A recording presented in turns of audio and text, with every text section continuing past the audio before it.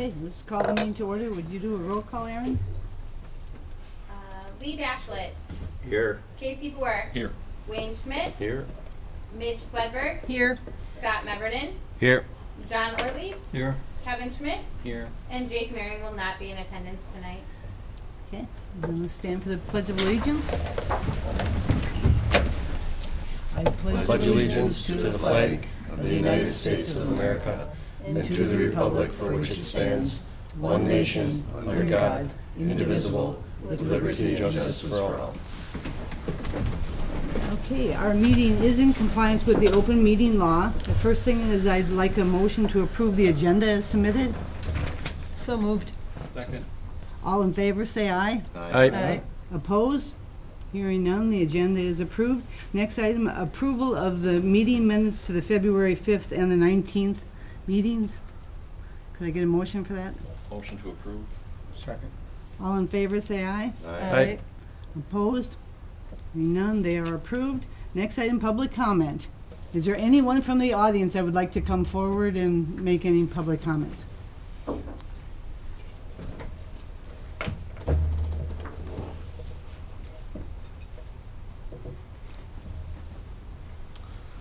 Good evening, everyone. My name is Jesse Brinkman. I'm the superintendent for the Algoma School District. I just want to invite everyone to stay after the meeting. I will be giving a brief presentation about our upcoming referendum that will be on the ballot on April 2nd. Also, for those that cannot attend after this meeting, we do have 2 informational sessions coming up for the community. March 12th will be held at the elementary school. We'll be doing a tour of the elementary school open to the public from 5 to 6. Followed by an informational presentation to follow.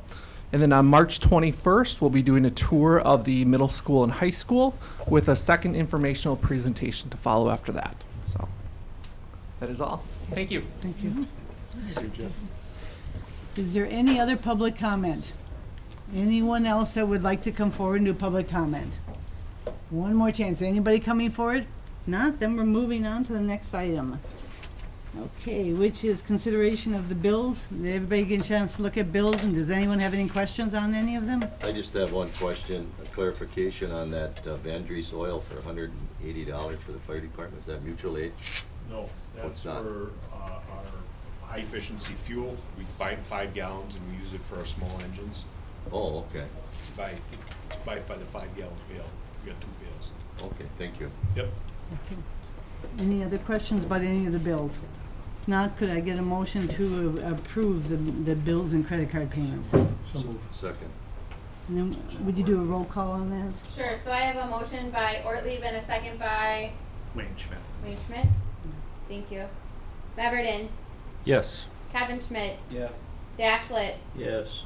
Wayne Schmidt. Yes. Boer. Yes. Ortlieb. Yes. Swedberg. Yes. Carries. Okay, the next thing is committee reports. Does anybody have any questions or comments about any of the committee reports? Point of order, Madam Mayor. Yeah. Conference attendance. Oh, conference, yeah, okay. And who is it? Oh, and this is for Matt to go to one. I overlooked it, Matt, okay. That's okay. Okay, any questions for Matt on this? If not, How was it? I don't know. I haven't been there yet. Oh.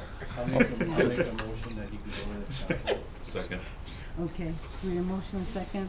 All in favor, say aye. Aye. Opposed? Hearing none, it is approved for the conference. Okay, now we'll go on to committee reports. Any questions or comments about any of the committee reports? I just have a question on the utility. In here it says that the 2023 Veolia water presentation update was provided by Sweetberg. The city is not actively pursuing moving the water utility over to Veolia at this point. The city is planning to address the wastewater treatment facility. When did we act on that? I must have missed that meeting, huh? We didn't see the final Veolia presentation. We did not present one. So it's a dead, because it didn't come up at our Public Works here, that's why I was wondering. The last we talked about it, we haven't presented anything new or anything's changed since. So at this time, there's nothing actively going on, unless you want to see the final. But we have not brought anything back to Public Works. Because they were gonna come back with a revised, weren't they? That we brought back and we looked at. But we should go on record saying that we're not gonna move forward with that. I think it should be someplace that the council acts on it, and it shows up, maybe we do it at finance and personnel. At least there's a record that we're not pursuing that contract anymore. Is that okay? Okay. All right, thank you. Okay. Any other questions or comments on? Yeah, maybe, Casey, maybe you can help me. So there's a $5,000 moving forward with social media for the tourism? Yep. Yeah, is that something that's budgeted, or how is that is that something that was in the tourism budget, or is that something that's? Yeah, we haven't, so we set the tourism and promotion budget in April. I believe it's set for April. So we've been going through a process of seeing where money would be allocated.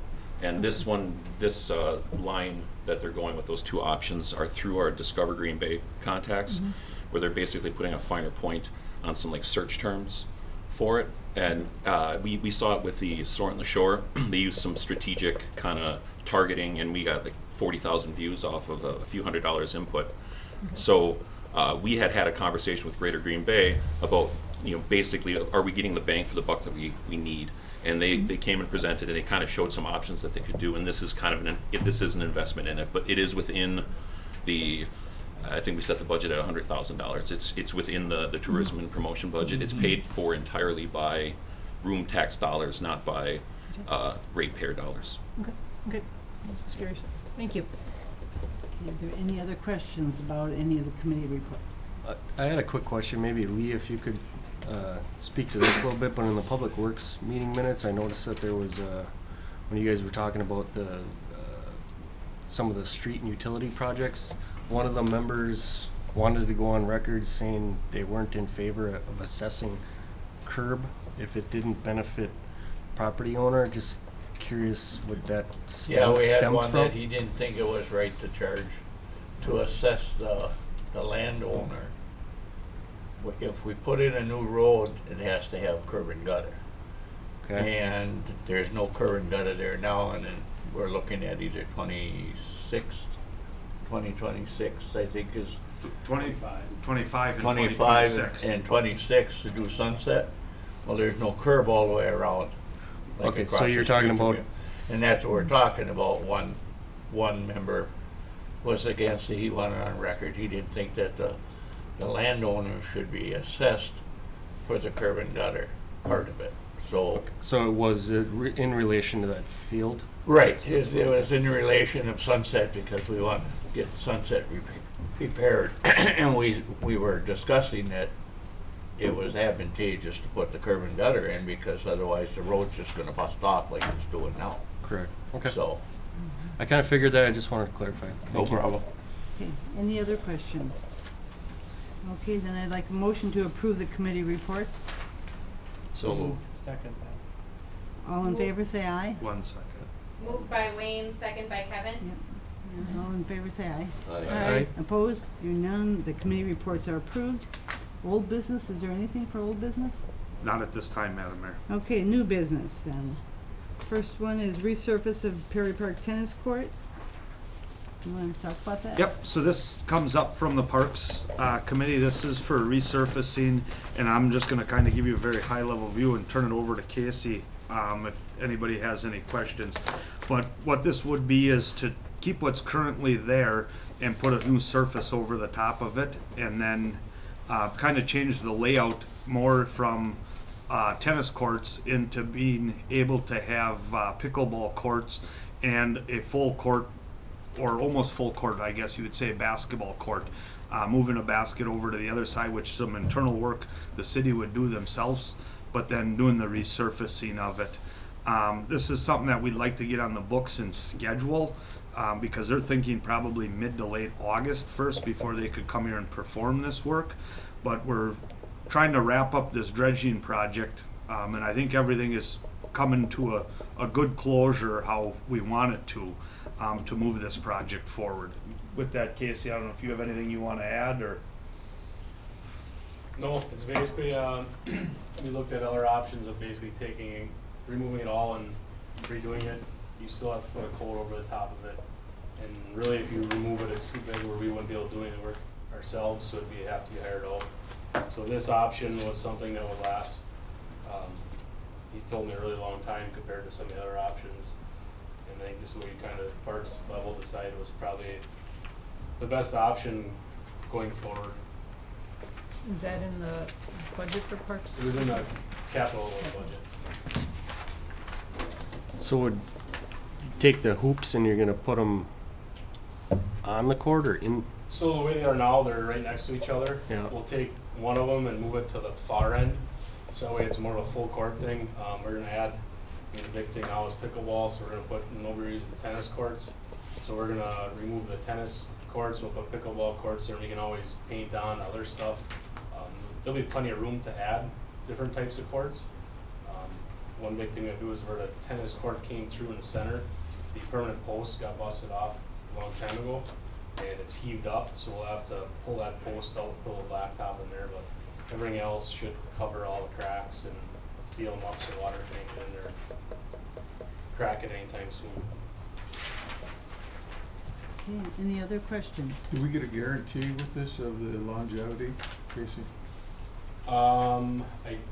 There is a warranty, Matt, you had that in I front of think you? it's 1 year, Casey. Is it 1 year? Yep, It's not very long. it is not very long. 1 year warranty on materials. Yep. Can we get them to go longer? I I mean, this is a fairly new process, and we wanna make sure that it actually works. I can look, I can try. Yeah, tell them we went 3 or 5 years, you know, we're gonna pay a lot of money for this, I think we ought to get some kind of a decent guarantee on it. If we can, I mean, maybe we can't, but if we can, I think it'd be worth asking for. Yeah, I can definitely ask them. They're out of the office till the 16th, but after that, Yeah. see if they can go for a warranty.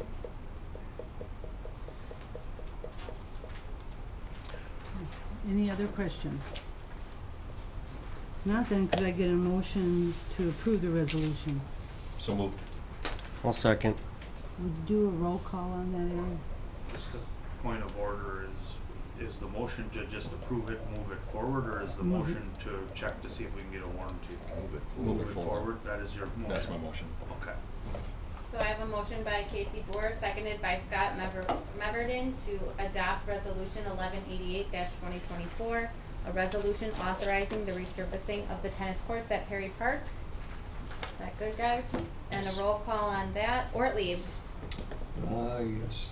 Kevin Schmidt, Yes. Swedberg, Yes. Boer, Yes. Dashlet, Yes. Wayne Schmidt, Yes. Meverden. Yes. And that passes. Next item, EMS mutual aid, mutual coverage agreement.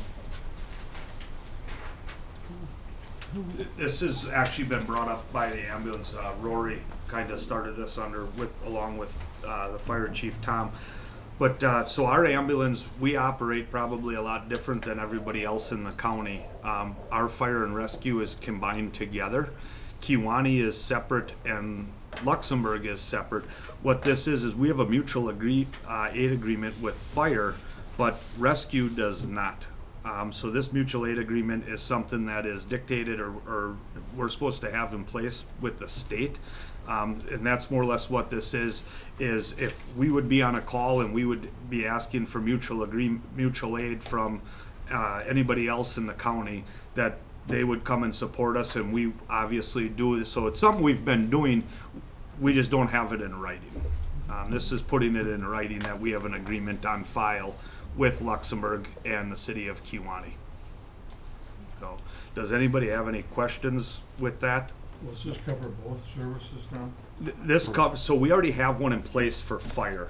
This covers us on the rescue side of it. And like I said, we're a little different. We're the city of Algoma is fire and rescue, all combined. Everybody answers to the chief. Kewanee is their fire and segregated rescue, and the same thing with Luxembourg. It's two separate identities. So we're kind of covered under our fire agreement. The other two cities aren't, or the village and the city of Kewanee aren't. So this makes it all that everybody's on the same page. Something that's been being done historically, this just makes it official. That is correct. Nothing changes with the way we're providing service. Service. This just puts it to paper. I'll make a motion to move forward with the mutual aid agreement as it's been presented. Could you do a roll call on this one? Sure, so who has the second though? Lee Dashlet? Lee. Thank you. Motion by Scott, second by Lee, and a roll call, so Dashlet, Yes. Ortlieb, Yes. Boer, Yes. Wayne Schmidt, Yes. Swedberg, Yes. Meverden, Yes. Kevin Schmidt. Yes. Okay, that passes. Okay, next item, the lateral transfer agreement memorandum of understanding. And the police chief is out today, so I will cover this memorandum of understanding. This has come up as well through finance and personnel. But what this would be is for a lateral transfer for somebody with 10 years of service to come from another department, they would carry over, their seniority starts from day one if they came over from another department here to the city of Algoma. But their dollar range, if they had 10 years, they would come over here and be able to start here with 10 years of service. So really what this is an employment tool to try to get somebody with some seniority to come and work for the city of Algoma. So this is more or less becomes an attachment to their union. And I see that we cleaned up the verbiage on there for the law enforcement officer to be full-time and then also be certified within 1 year. That So is you're not correct. If they're negating coming people from from out of outside state. of the state of Wisconsin, Yep. that So is we got correct. that cleaned up, so. So move. Second? Okay, would you do a roll call on that, Aaron? Sure, I have a motion by Kevin Schmidt and a second by Scott Meverden. Dashlet, Yes. Wayne Schmidt, Yes. Kevin Schmidt, Yes. Meverden, Yes. Swedberg, Yes. Boer, Yes. Ortlieb. That passes. Okay, next item, Robert E. Lee Engineering Services for 2024. This is a yearly service agreement that we have with Robert E. Lee. Every year we revisit it. They give us their updated prices that you can see attached. This has no dollar monument to it. Right now, our 2024 work has already been bid out. Our 2023 and 2024 Division Street project have been bid out as one deal last year.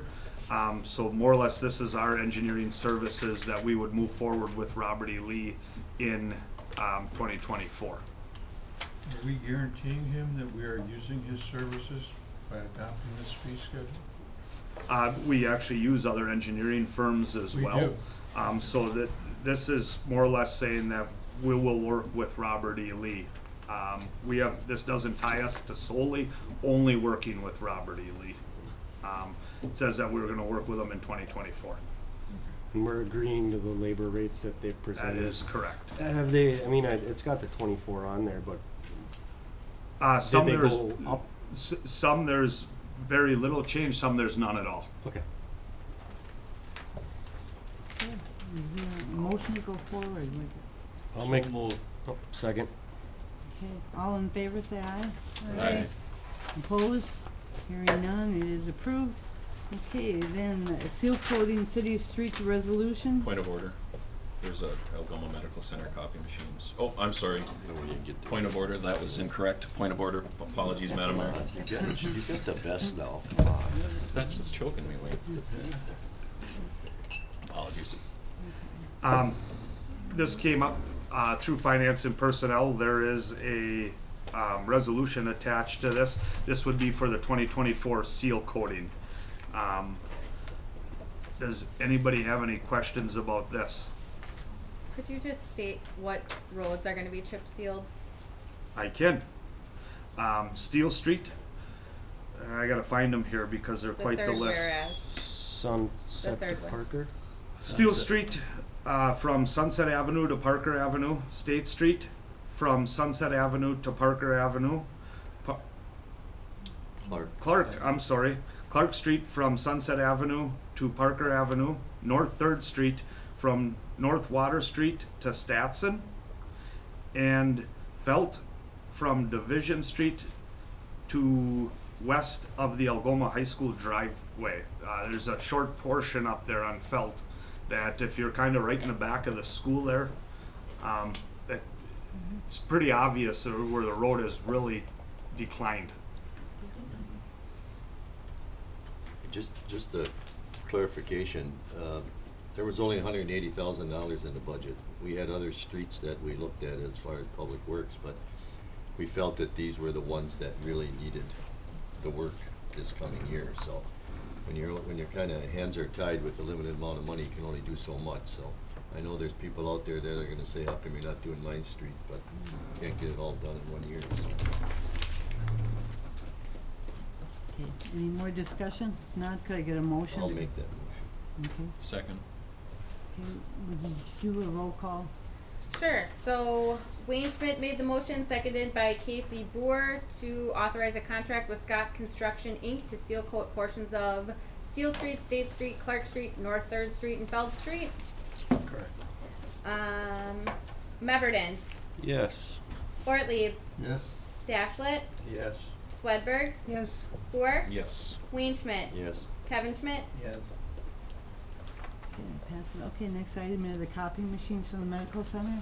Yes, so this was brought to everybody, at Finance and Personnel. It was asked, Matt, go check and do a couple things, and just to bring everybody back, for the city to buy out and keep these 4 copy machines that are still sitting here would be $8,301.40. To return them with the shipping approximate, we don't know exactly, we're guessing around $1,500. To ship them back, it would cost, and buy them out completely, $6,493.91. Okay, which really leaves us a balance of about $1,807.51 if we were to buy them out, what we could sell them for. Okay, talking to a couple people and doing some research, I talked with our copy machine company that comes and services now for us. They don't want anything to do with them. The biggest problem with them, and I'll just cut to the chase, is 3 of the 4 of them are just black and white printers. They don't do color work, and that's really a turnoff for a lot of people. Everybody obviously is, if they're gonna look into investing in a printer, people asked, I think after the Finance and Personnel, what can we get for these copy machines? Anywhere between about $1,500 and $2,000 is what they're selling for online. It's not to say that's what we can get for them, right? That's what some of them are selling for. With that being said, it's really hard to sell in today a black and white printer. Unless there's somebody just in the market looking for one. It would be my recommendation that I think we pay our tab that we owe and get out of it, and we ship them back. Where do they go, Matt? They actually go to a place in Arizona. Should I take them So along? if anybody's going to Arizona Should I take them to along save with us me? $1,500, All right. I know somebody. Take your truck. I wasn't at the finance meeting, I was out of town, but I know, I did watch the minute, the meeting, and it was discussed, was it the chamber? Chamber was Maybe. is looking to upgrade a copy I mean, machine. if we could, I think the point was if we could get $500 a piece, we'd be helping somebody else out. Theoretically, if we could sell all of them for $500 a piece, we could buy them out, and it'd be about the same as shipping them back. And we don't have to mess around with shipping them back. But the problem you've got, if you keep them, you might sell one.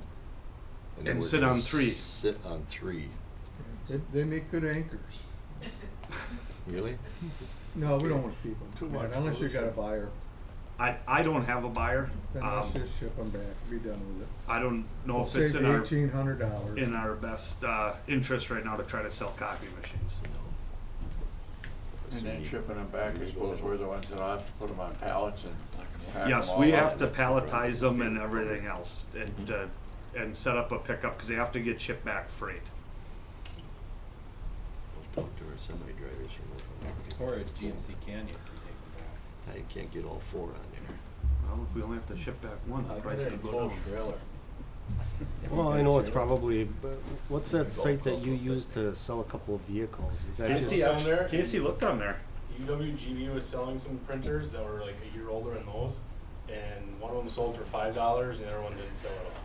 So, but we did check on there, Scott, thinking, Yeah. So, Well, I was just, yeah, put them on there for a month. If they don't sell, then send them back, but yeah. Madam Mayor, are you looking for a motion to send it back? I'll make that motion. I'll second. Okay. Let's do a roll call on sending them back. Okay, just so I have it, we are sending the copy, we're returning the copy machines for the $6,493 and some odd cents with the shipping. That motion's made by Wayne Schmidt and seconded by John Ortlieb. Kevin Schmidt, Yes. Wayne Schmidt, Yes. Swedberg, Yes. Boer, Yes. Ortlieb, Yes. Dashlet, Yes. Meverden. Yes. Okay. The next item is for me as mayor to proclaim April 26, 2024 as Arbor Day in the city of Algoma. We'll be hearing more about that. in Sure, April. why not? I will Yep. make that motion. We don't need You a don't need a motion. motion, I Nope. just need to Proclamation. Yep, just a say that I'm proclamation. going to do it. Yep, so April 26th is Arbor Day in the city of Algoma.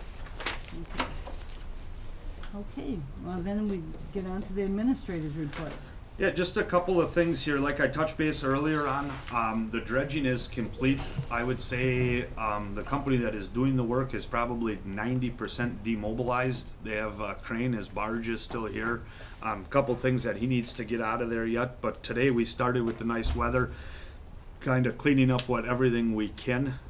We'll continue to do that, and I'm hoping here in the quick future that he's completely demobilized, and we can have our marina back. We did end up probably about 600, Casey, cubic yards, or 6,000, I'm sorry, cubic yards less than what we thought.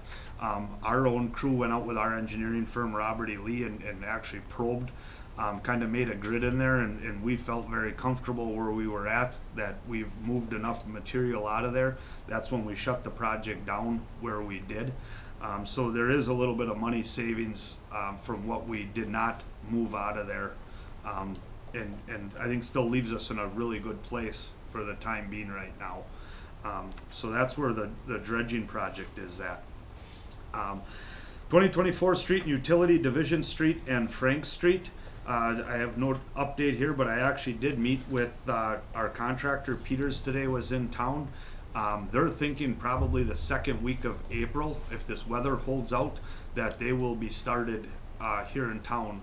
But there will be a pre-con meeting to determine all of that and kind of a time chart of when that hits the ground. One of the things that Lee Dashett has asked for, and that we do have a pre-con, and we communicate that to all of the residents moving forward, so they are on board and everybody knows that we're getting started here again for the 2024 season. So that's, as soon as I have a date set for that, we will let everybody know and get that out to the public. The RDA, or I'm sorry, the redevelopment area number 2, we had an RDA meeting Thursday. There was a different plan proposed. There was no action taken on that plan. There was a lot of, I think, very good questions. Marty Olenichek, that chairs that committee, me and him have been in some emails back and forth looking at some different things on the floodplain or flood maps, the current flood map that's in place today, plus the new one that's coming down the pipeline, that will be put into place here shortly. We're kind of emailing back and forth with some questions, but our RDA meeting is scheduled to come up at its normal scheduled date, and there will be further conversation on that when we get to that date. But like I said, there was no action taken. Everything right now is still status quo. So that's all I have. Just wanted to kind of put that out there because of the meeting we had Thursday. That was not our normally scheduled meeting. Postings, we do have the treasurer's position posted, and we still are looking for a police officer. Both of those jobs are posted on the city website.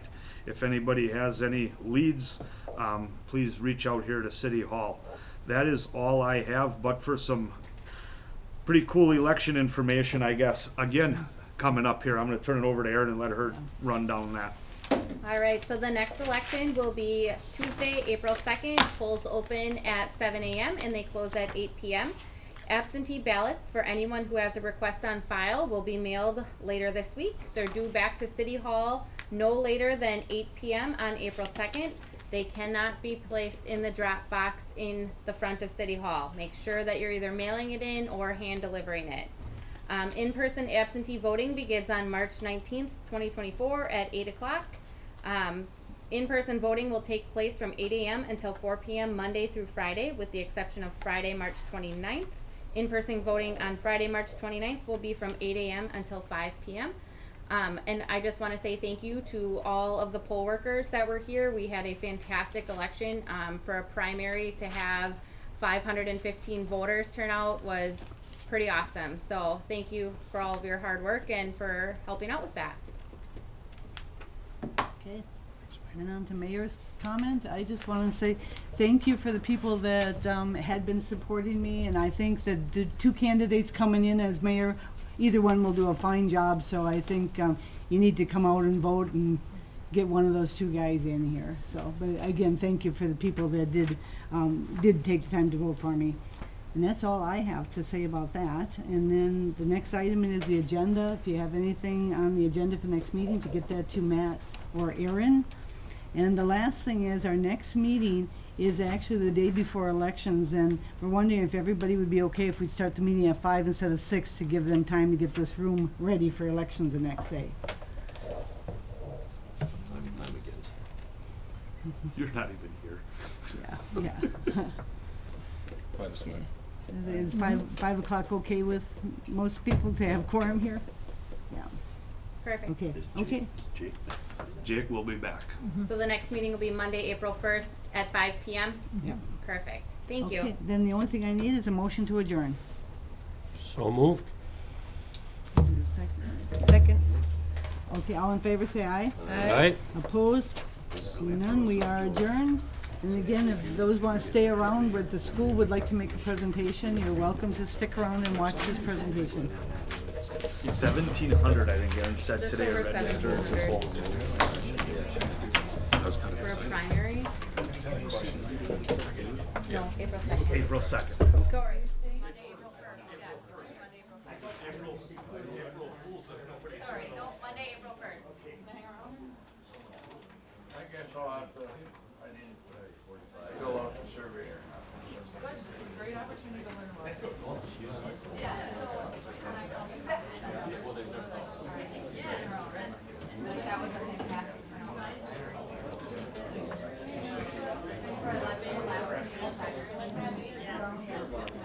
I'll return.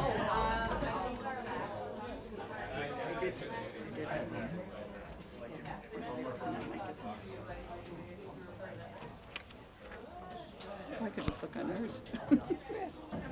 Oh, did you print it? I took one from her.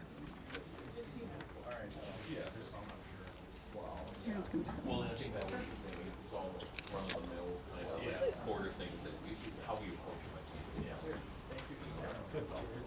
Yeah. I wanna come down there and talk to them all the time.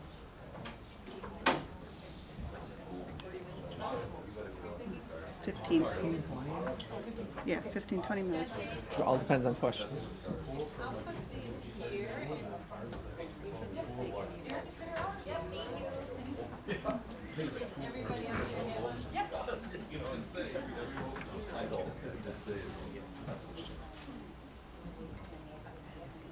Sorry, guys. Go, you're fine. How long is this gonna take? 15 minutes.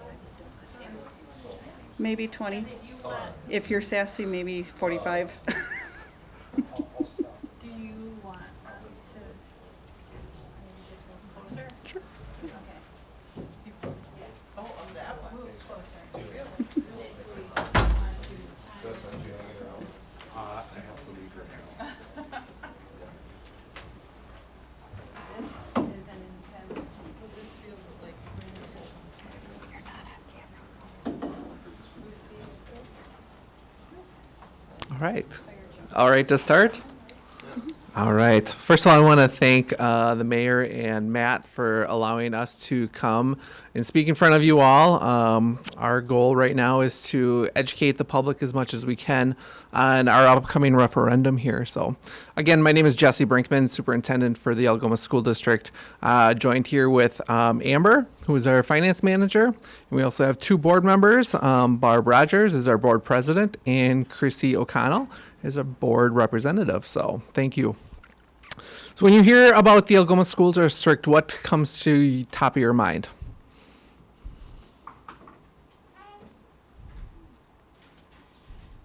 Sports. Sports. All right. Pitching, softball. So we've got a lot to be proud of in the Algoma School District. We offer the most dual credit offerings for a small district that I think we have in years past, meaning our high school students are able to take high school credits but also receive college credits at the same time. That is a big savings for many of our parents who have kids that are going to be enrolling further on beyond high school. You've probably heard about our Wolf Den program. Great program, mentoring program for our elementary students. They get paired with our high school students and work after school on academics, social emotional learning, as well as receive a meal every night.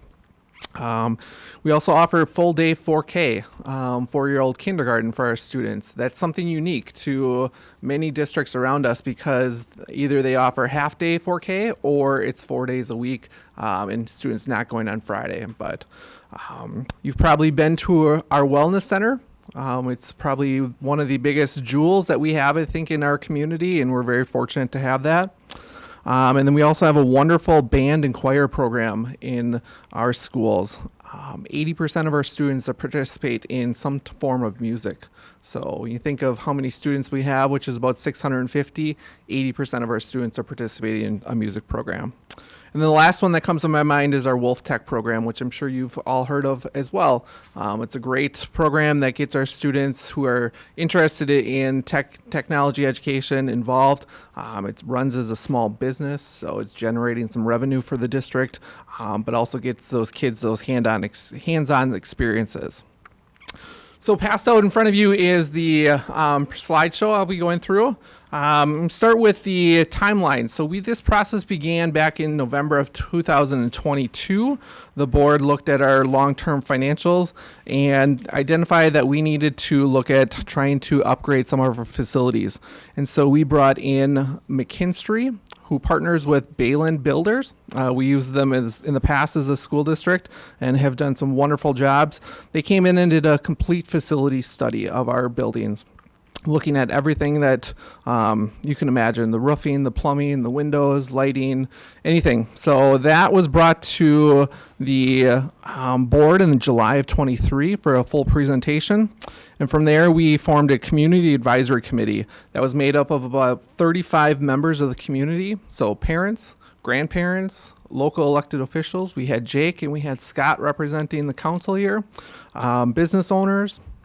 And so they came together 3 times in September. They reviewed the facility study, they toured our buildings, they looked at the financials, they looked at how the community uses our facilities. And then from there, the board decided that they wanted more input, so they sent a survey out to all community members in November. And I'll get into some details about that a little bit later. And then in December, the Community Advisory Committee met one last time to look at the survey results from the community. And then ultimately, the board voted in January to move forward with the referendum. So of the facility study, we had some areas of concern that came about. We needed to look at our spaces to better support the educational programs that we are offering. We needed to look at safe and secure entrances of our classrooms and our buildings. We saw that we had some aging infrastructure, primarily the plumbing and the roof at the elementary school. Storage for physical education at the elementary school is a concern.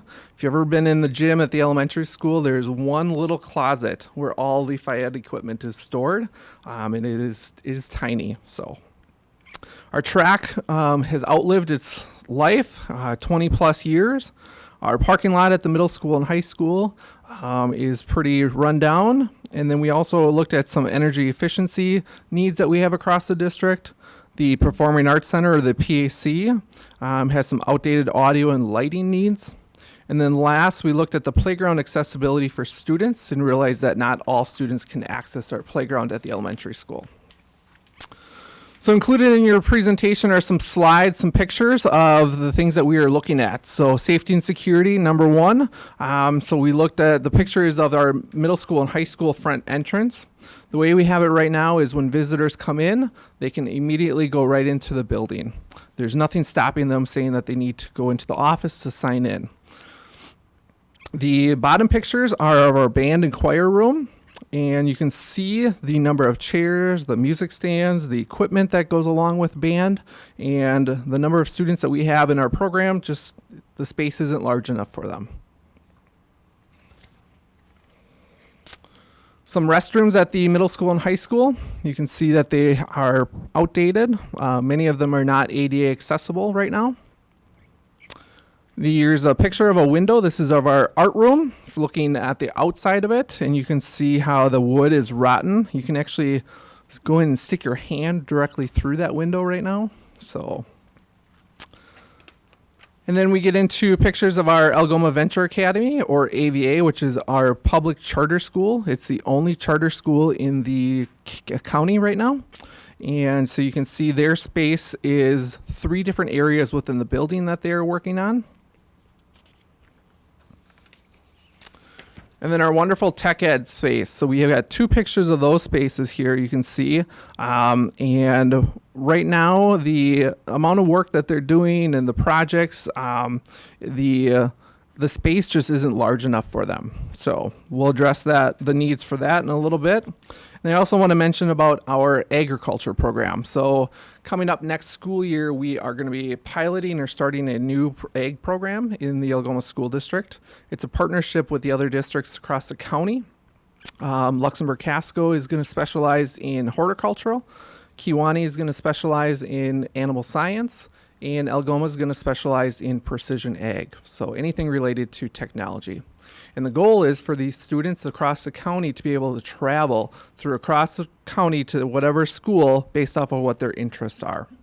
So this is a new upcoming program. We're very excited. It's the one and only in the state right now that we know of. So a lot of excitement and a lot of work to be done there. Pictures of the track you can see. We have a rubberized surface track. It is cracking in many places, and it's a safety concern for our athletes.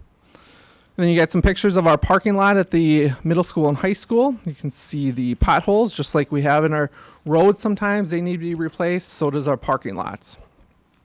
Then we get into our elementary school, and you can see the picture of the playground. What you see there is a communication board for our students with disabilities or maybe nonverbal.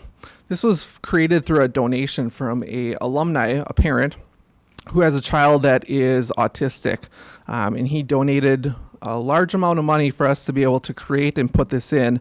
And it's a wonderful tool for students that can't communicate verbally.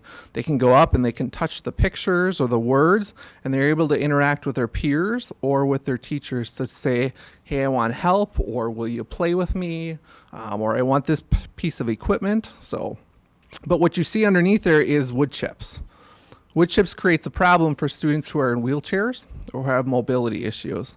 They can't access the playground.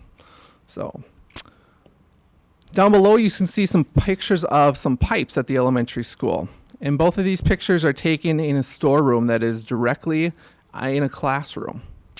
You can see how the pipes are eroded, how they're failing, they leak, and they have an odor, a sewer odor that's coming out of those pipes.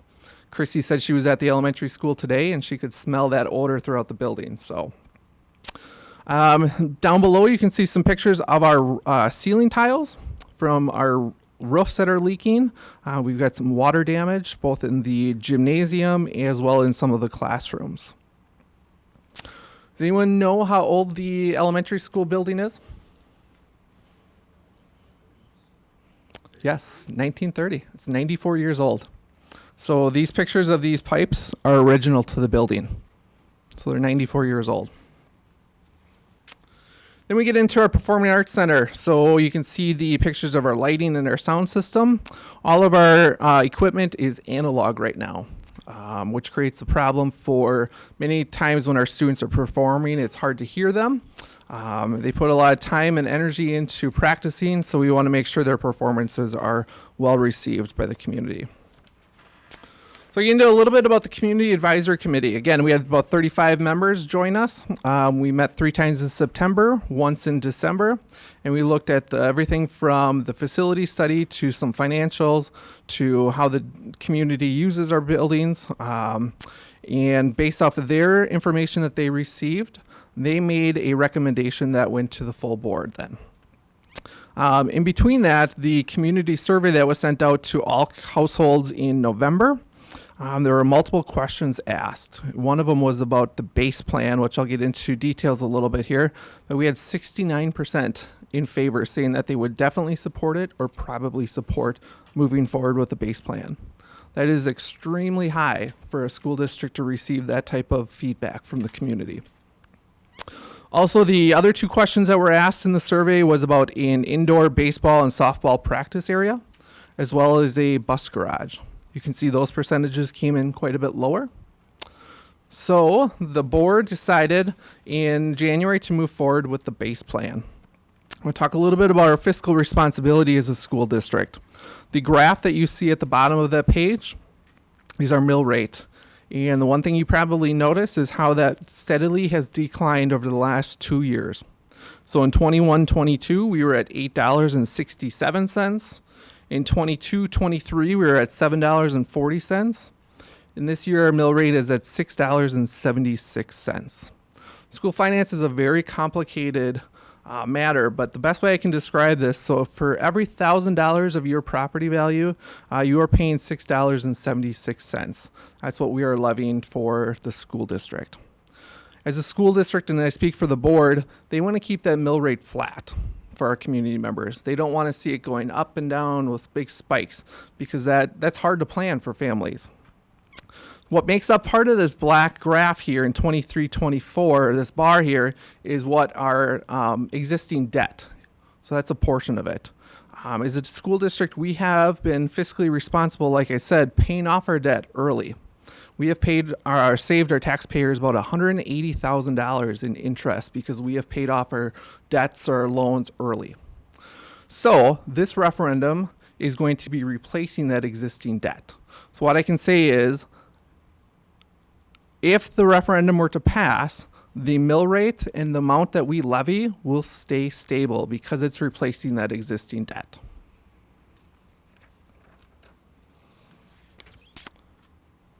All right, I want to get into a little bit about some solutions. I talked about the problems, but here are some solutions that we have come up with that are part of the base plan.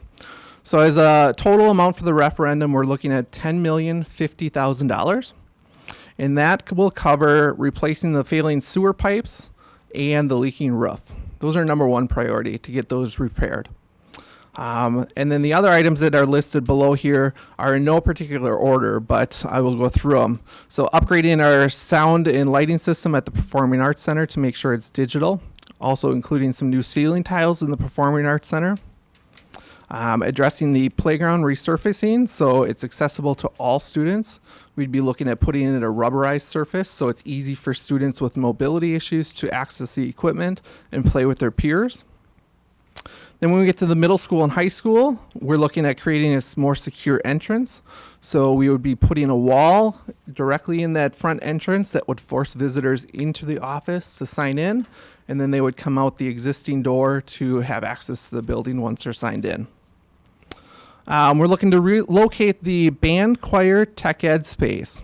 And this is kind of all in partnership with also moving the Algoma Venture Academy and creating an ag classroom and lab, as well as creating a special education classroom. So I'm sure you're all familiar with our middle school and high school. Our current band and choir room, do you know where it's located? Right in the middle of the building, right? When you got 80% of your students participating in some type of music, you can imagine how much sound that makes, right? And where does that sound go? Throughout the whole building. It's wonderful to hear, but it also can distract students from learning and our teachers from doing the instruction. So our hope is that we would move our band and choir room to where our wood shop is. It's on the exterior of the building. It's on the corner kind of behind the office. And then the choir or the tech ed space would then be shifted down. Right now, the charter school uses a portion of where the existing tech ed space was. So that would become tech ed again. And then Algoma Venture Academy, the charter school, would move into where the band and choir room is. So they would have one dedicated space.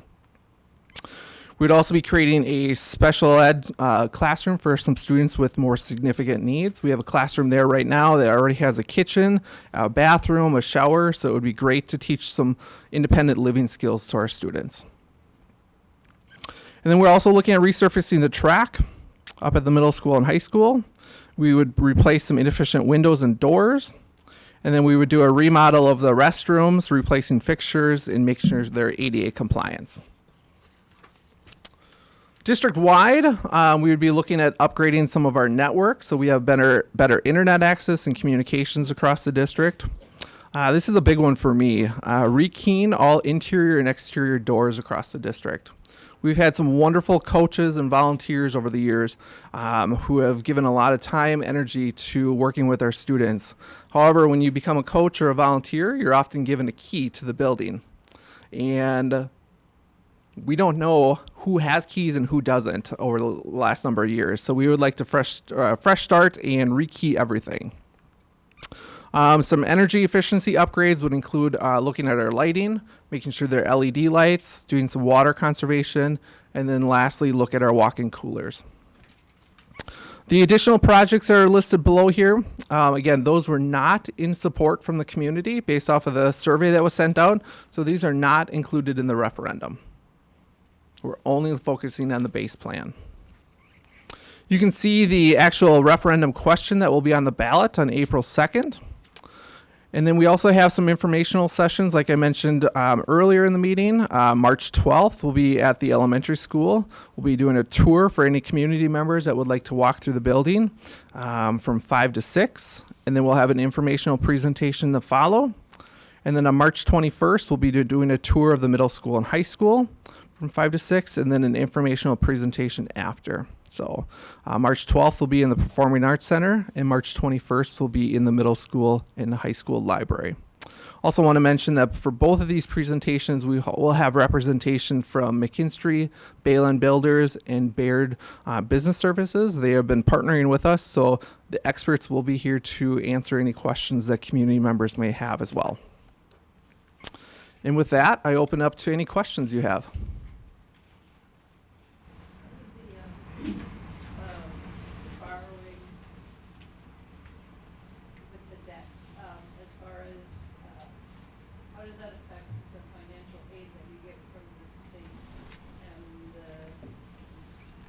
I guess the state is where you get all your financial income. So how does that actually affect it? So if you're borrowing a huge chunk in 1 year and you're paying it back over 20, does that affect how much federal aid you get, or how does that work? So it does play a role.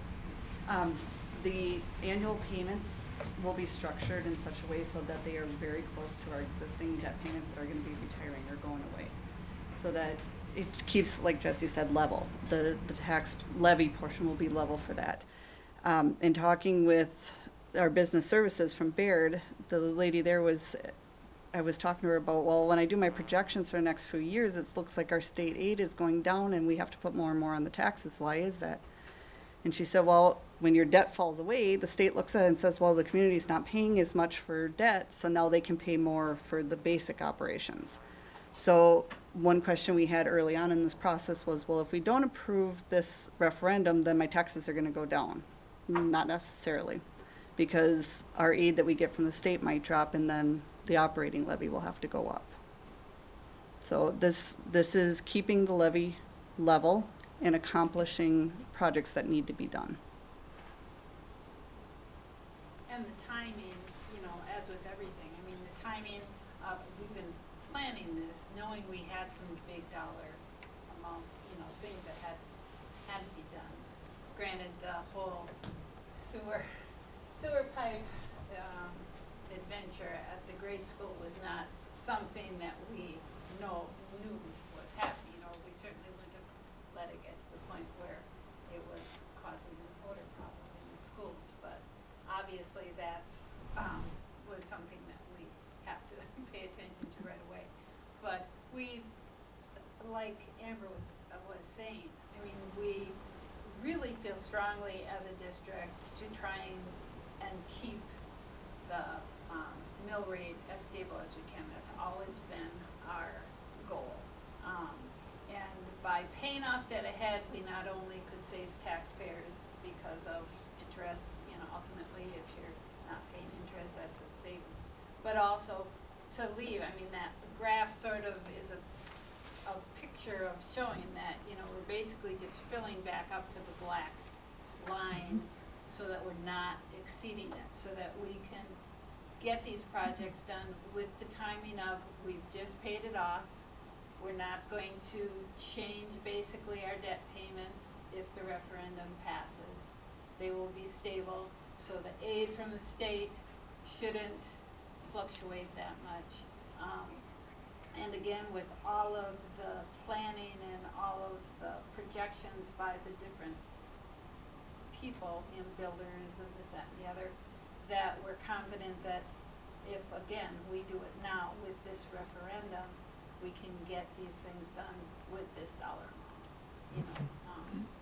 Because I know there are some districts around us that already are finding that some of the projects that they had promised with some referendums, prices have gone up and they're already struggling to get some of the stuff done, because as we know, things don't usually get cheaper if you wait to get them done.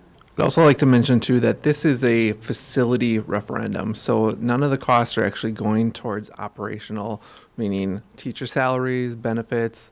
There are other districts around us that are surrounding us that are going out for operational referendums. This is specifically just for our facilities. So. What's your total enrollment? You mentioned at the beginning. Yep, we have about 650 students. Breakdown by high school, middle school? Middle school and high school is a little lower than the elementary school because it's one grade less. We go 7th through 12th at the middle school and high school. Elementary goes 4K through 6th grade. So I believe, if my numbers are right, elementary is about 320, leaving the rest for the middle school and high school. So. And on your community survey, on your base plan, you said 69% definitely yes, one probably yes. Do you have that broke down?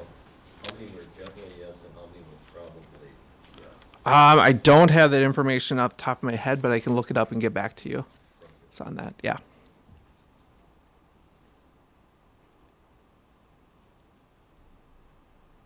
Any other questions? A lot of this, I had some conversation already, you're going out for bids on a lot of this. Will some of the remodeling, will it be stretched out because some remodeling interferes with other remodeling? Like, what is the plan to finish all this? What's the time frame? So nothing has been set yet. We don't want to get ahead of ourselves here with that. I understand. But obviously addressing the plumbing and the roof is going to be #1 priority. So.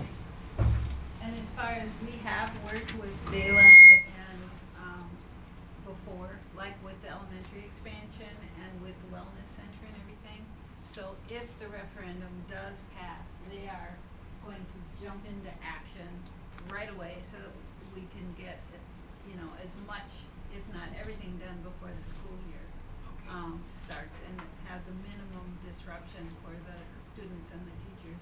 The other thing I hope you all realize is, I mean, we deliberately said, okay, these are our buildings. How can we meet our needs for space without having to build another building or an addition? Because obviously the cost just goes when you start looking at that. So that's why we're looking at reconfiguring within our own buildings, which definitely cut down on the overall price in terms of doing some of this stuff. Thank you. I appreciate you saying all that you did about keeping the mill rate low and everything. How do the TIF and the TID districts impact that moving forward?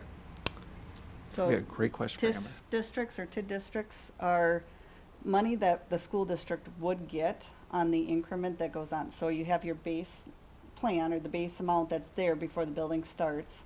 You create the TID district or tax increment district. Anything new that goes on after that point is the incremental value. The school district would get that tax money, but if we don't give that up to the city to get this TID district accomplished, then we'll never see that tax revenue because the building won't happen. So by saying we're going to step back, we'll let the city collect that increment value to give developer incentives or whatever they need to do to make this building happen. Then they collect it until the debts are paid, and then the school will see the benefits after. It could be 20, 30 years down the road. It might be 10 years down the road. Just depends on how fast it gets paid back. So my taxes could go up a little bit, but it may not be necessarily due to this referendum, but due to the TIF and TID. It could go up for many, many factors, including the different values in the different municipalities and how the school district's levy gets divvied up amongst all those. So there's 5 different taxing municipalities. If you looked at the levy from this last year, 1 out of those 5 actually dropped, the other 4 went up. It's just how it gets distributed based on equalized value. So when you look at your tax bill, there's a fair market value dollar amount on there. That's how counties and school districts have to calculate their mill rate, because that puts everyone on an equal playing field. The tax bills get calculated on your assessed value. So if you simply took the amount on your tax bill divided by your assessed valuation, it's going to be a different number than what our mill rate is because we calculate based on equalized. And when a municipality has had recent reassessments, it definitely is going to impact what you pay because it's per $1,000. You know, if suddenly your property value went up, you know, $30,000 or $40,000, which, you know, I think happened a lot around our town this last year, including our own property.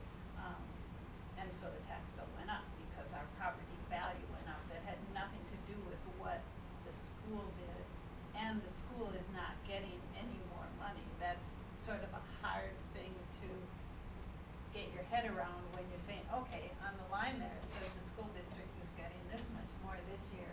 So yes, my property value went up, so I paid more, so the school's getting more. No, there is a revenue limit worksheet that is very specific as to what the school can get from the taxpayers, and so our dollar amount of what we get from the taxpayers will not change. But as Amber was discussing, when assessments change, it just sort of changes who's going to pay what. If you're paying more, somebody's probably paying less.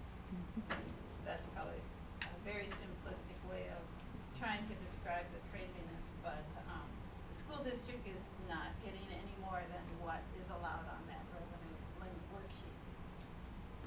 One thing I will say though, and this has been a frustrating thing that the school district has had to deal with increasingly the last few years, and we have no control over this, but it does affect our property taxpayers, are the voucher schools, the voucher payments.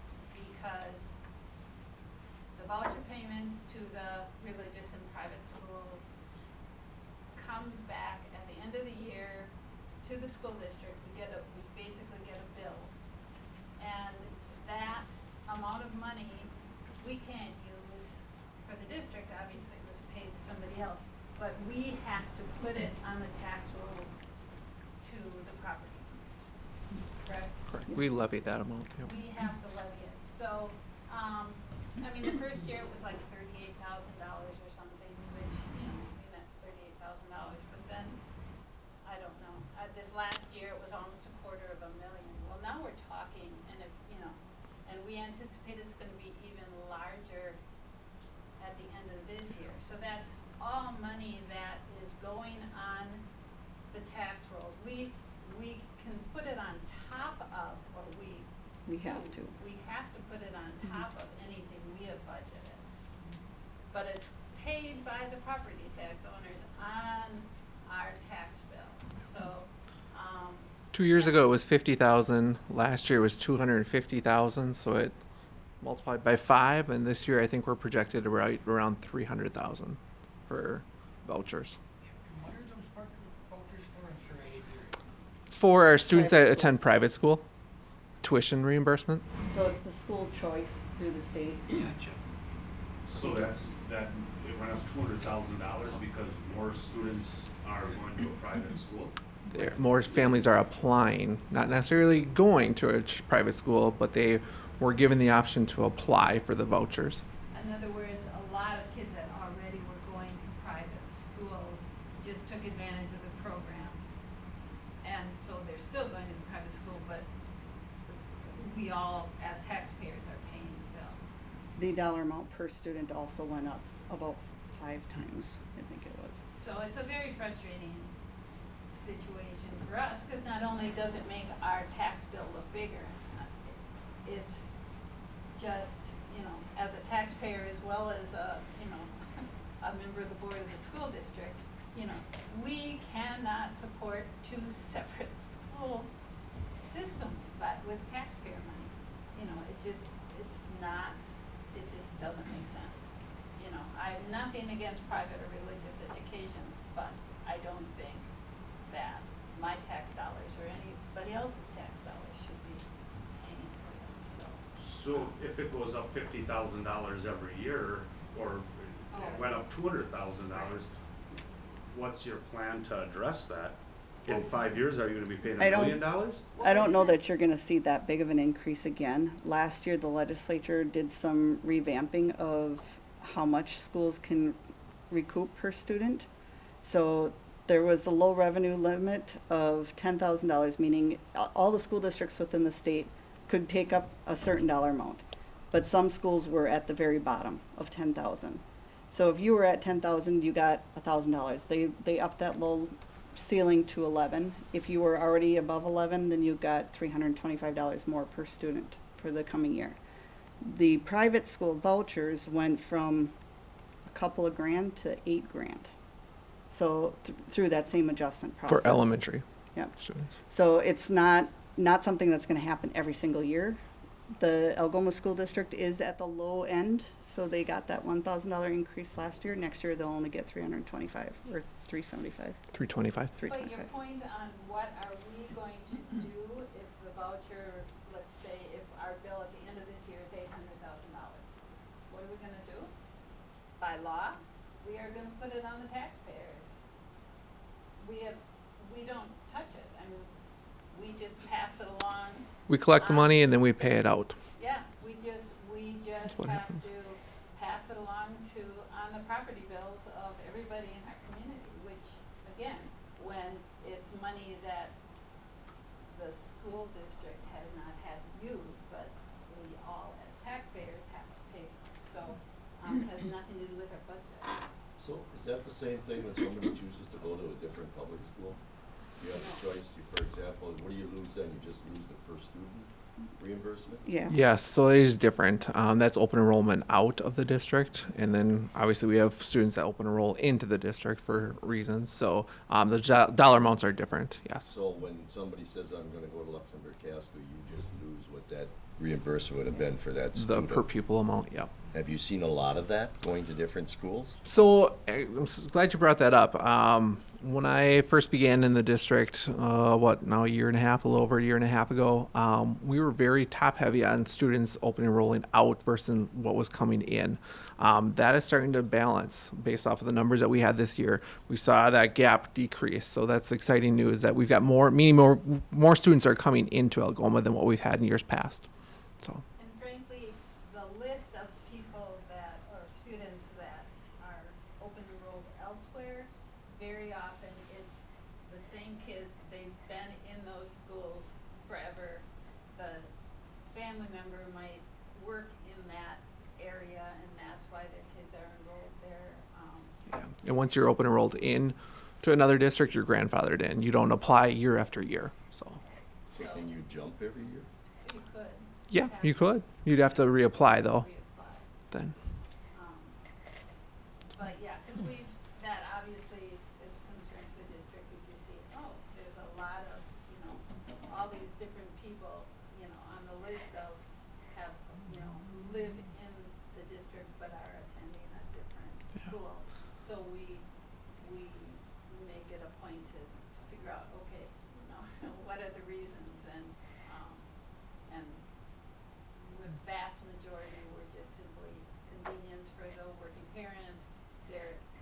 siblings already had started at that school. They had maybe moved into the district after, so the whole family wanted, to stay. So, circumstances like that. We had a question in the back yet. Yeah, I just was gonna mention, I know it's probably too late this round, but if your waste system is from the 30s or 30, just to the next time around or whatever, remember the water system also, because the incoming is from the 30s also, so just something to put on your radar. Sure. Because that's cast iron, so it's definitely not in great shape from the 30s. 95 years old is what you're saying. Yeah, at least So, it's just- cleaner. Just wanted to bring it up. Hey Pete, is there clean water, right now as far as some reimbursement for that, replacing those types of cast iron pipes? Not No? that I'm aware of. Just the lead pipes as far as just in the city, Yes, that's the main. Generally goes to the bigger cities. Cause you see it on TV all the Yeah. time, they Yeah. got all this money that they're Yes. allocating for that, so, Yep. thanks. There might be some program for schools or something there. I'm not aware of. Okay, more here. Thank you, yes, that was Can you explain again the reasoning? I know I asked you this earlier, but just so everybody hears it, can you explain the reasoning why you're going out for 20 years and not the 10? And when you were Oh. talking about that, because I think that's a huge thing that people need to hear. Yeah, absolutely. So if we did a shorter time frame, the annual payments would be much larger. So it'd make it harder to balance out that overall mill rate. By spreading it out over a longer period of time, it brings those dollar amounts down. Now, there's a couple different types of debt. I'm not gonna get into the real nitty-gritty of it, but some of it you can pay early, some of it you have to go all the way to the maturity date of the loan. Some of this debt will be able to be paid off early. So that will allow us to kind of judge on what are our investment rates doing, how are we doing on revenues in the school district for the general fund, that maybe we could help pay some of it off a little earlier. The other thing is, most people right now are seeing between 6 and 8% interest rates when they go to the bank to borrow for a home. Municipalities, school districts, government entities are not seeing those kind of rates. We're still seeing rates holding in the 4 range, so between 4.25% to 4.75%. And so now is really the prime time for us to go out and get this. A couple years ago would have been even better, but we still had the old debt out there. So if we go out now and we get this debt and we borrow it at 4.5%, we have CDEs earning 5.75%. So we can sit on that money until we have to pay the bills once the project's complete and earn a little bit extra, which will help us do maybe a little bit more of the projects that need to be done than we could have otherwise done. Does that answer your question? Okay. Any other questions? All right. I welcome anyone that would like to get some more information to visit our website. We've got some great information, some videos out there. And then also, my door is always open, so feel free to call me, stop in, and be happy to talk more. So, thank you. Don't you have security up there that we can't get in your office? What's that? We can't get in your office with all the security up there. That's trouble right now, when you can walk right in. I know. Years ago, you used to have to bus to get